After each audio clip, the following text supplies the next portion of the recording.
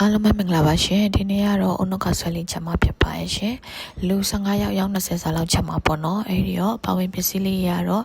အခုလိုမျိုးချက်သားပါတယ်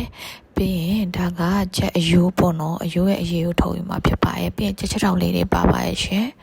ပထမဆုံးအနေနဲ့ရင်သွေးဆူတဲ့တဲ့ကိုချက်အယိုးလေးတွေနဲ့ဂျင်းလေးတွေနဲ့ထည့်ပြီးတော့အရင်ပြုတ်လိုက်ပါမယ်ရှင်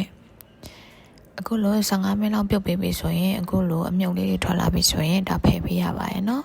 ဒါလေးတွေဖယ်ပေးပြီဆိုမှတေချာစေးကြောတန့်စင်ထားတဲ့ချက်တောင်လေးတွေကိုပါထပ်ထည့်လိုက်ပါရဲ့ရှင်ထပ်ထည့်ပြီးတော့ဒါနိုင်ဝက်လောက်45မိနစ်လောက်ပြုတ်ရပါရဲ့နော်အားလုံးပြုတ်ပြီးရဲ့အချိန်မှာအခုနော်ခုနအသားလေးတွေကိုဒီလိုတေးသေးလေးတွေလှီလိုက်တယ်ဒီလိုအရွယ်စားလေးရောက်ပြီဆိုရင်စားစနွေအချုံမုံအနှဲငယ်နဲ့ငရုတ်ကောင်းလေးအနေငယ်နဲ့ထည့်ပြီးတော့ဒါကြက်သားလေးကိုနှက်ထားလိုက်ပါမယ်ရှင်ပြီးရင်တော့ဒီဘက်မှာခုနတဲထားရဲ့အယိုးလေးတွေလည်းနိုးပြီးဆိုရင်အယိုးနဲ့ရင်နဲ့ကိုအခုလိုဖယ်ထုတ်လိုက်ပါမယ်ရင်သွေးအစင်သင်းဂျူထားရဲ့အိုးထဲမှာခုနကကြက်စွပ်ဖြိုးအရေးလေးတွေပါထည့်လိုက်မယ်ပေါ့နော်အယိုးတွေမပါပါစင်နဲ့ရှင်အဲ့အရာကြီးထည့်ပြီးပြီဆိုရင်ဟိုဘက်မှာ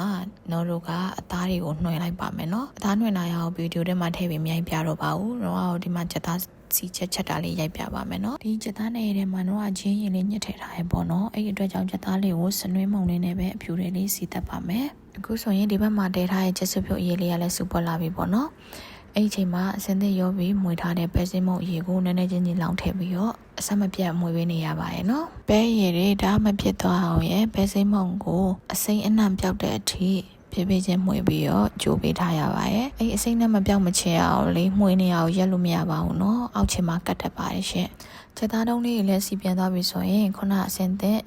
နှွင်ထားတဲ့ချက်သားလေးတွေရဲ့ဒီချက်ခြေထောက်လေးတွေပါရောထည့်ပြီးပါရောနှုတ်ဘူးတပူးနဲ့ထည့်ပြီးရောပေါ့เนาะဒါကိုစီပြန်တဲ့အထိပြန်ချက်ပါမယ်ရှင်အခုဆိုရင်ပဲရင်ကလည်းပဲစိမ့်နှံလေးပြောက်သွားပြီပေါ့เนาะချက်သားချက်ထားတာလည်းစီပြန်သွားပြီဆိုတော့တခါရဲ့နှစ်ခုလုံးကိုရောထည့်လိုက်ပါမယ်ဒီနေရာမှာလေးတော့ကြက်ချက်တောက်လေးတွေကိုတက်တက်ဖယ်ထားလိုက်ပါရဲ့နော်မဟုတ်ဘူးဆိုရင်ကြက်ချက်တောက်ကအယိုးလေးကြီးပဲကျန်ပြီးတော့အသားဘက်လေးတွေကမရှိတော့လို့ပါထည့်ပြီးသွားရင်ကြက်တုံဦးထည့်တယ်ပြီးရင်နိုစင်းရဒီထဲမှာတိုးတက်3မှု3ထားရပေါ့နော်အရေးထဲမှာ2မှုထည့်ပြီးတော့အသားချက်တဲ့နေရာမှာ1မှု3ထားပါရဲ့အဲ့တော့ကိုနိုစင်းမှု2မှုပါထည့်ပြီးရင်ရောသမနေအောင်မှွေပြီးတော့တကြားလေးနည်းနည်းထည့်ရင်လည်းရရဲ့တကြားစားရဲ့လူတွေဆိုရင်ပေါ့နော်နောက်ဒီထဲမှာတကြားလေးထည့်ထားရဲ့ပြီးတော့ပဲပြားလေးတစ်ဖက်မှာလည်းကြော်ထားလိုက်ပါရဲ့ရှင်အဲ့ပဲပြားလေးလည်းကကြီးနဲ့ညှက်ထည့်တယ်ဘဲကူပြုတ်ထားရလေးလည်းထည့်လိုက်တယ်ပေါ့နော်အားလုံးထည့်ပြီးသွားပြီဆိုရင်ဟင်းအိုတို့ကြားရဲ့အထီရောတဲပေးလိုက်ရင်ရပါပြီရှင်ဟင်းရေလေးတွေဝင်မကြအောင်တေချာကျူးဆိုင်ပေးပါနော်မဟုတ်ဘူးဆိုရင်အစီအနဲ့လေးတွေကအောက်ကိုပြုတ်ကျသွားတတ်ပါတယ်ကဲအခုဆိုရင်ကလေးရောလူကြီးရောကြိုက်ကြတဲ့အုံနှုတ်ခေါက်ဆွဲလေးရပါပြီရှင်ဒီမှာရောဘာချက်ထုံးစံအတိုင်းအဖြူတွေပဲချက်ပါတယ်ပြီးပါမှလူကြီးရငရုတ်တိမုတ်ကိုလိုတယ်လို့ထည့်သုံးပါတယ်ရှင်နော်ဒီမှာလေးခောက်ဆွဲကြောက်လေးတွေလည်းအပေါ်မှာကြော်ထားရပေါ့နော်အကျွတ်ကြော်အနေနဲ့လေအဲ့ဗီဒီယိုလေးအောင်နောက်မှ short ဗီဒီယိုလေးလုပ်ပြီးတင်ပေးပါမယ်ရှင်အခုတော့အုံနှုတ်ခေါက်ဆွဲပွဲလေးပြင်ပြီးသွားပြီမို့လို့ဒါရောကျမတို့လင်မယားနှစ်ယောက်စားမှာပေါ့နော်ဒီဗီဒီယိုလေးကဒါလေးမွေးနေ့မှာအိမ်လာလင်ကြရဲ့ကျမတို့တငယ်ချင်းတွေစားဖို့အတွက်ချက်ထားရဲ့ဗီဒီယိုလေးပါရှင်